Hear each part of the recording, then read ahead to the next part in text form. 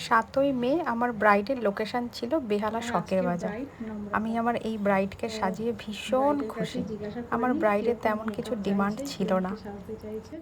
তো বলো একটু তোমার পছন্দ মতো করো, আর চুলটা একটু ফোলানো আর চোখটা একটু ব্রাইট, ব্যাস আর কিছু না। 5ই ডিসেম্বর আমি একটি ব্রাইড করে আসি, আর কোনোভাবেই ওই কাজটি আজকের ব্রাইডটি কোনোভাবে দেখেছিল, আর দেখার পরেই সে তার কাছ থেকে ফোন নাম্বার জোগাড় করে আমাকে সঙ্গে সঙ্গে ফোন করে, হোয়াটসঅ্যাপ করে, আর করে কাজ সঙ্গে সঙ্গে কনফার্ম করে।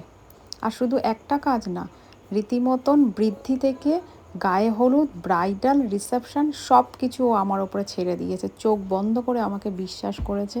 আর সব থেকে বড় কথা হচ্ছে, ও কিন্তু আমার কাছে একবারও যাচাই করেনি যে আমি কীরকম কাজ করি, শুধু জাস্ট আমার রিয়েল কাজ দেখে ও আমাকে পছন্দ করে আমাকে বুকটা করে ফেলেছে।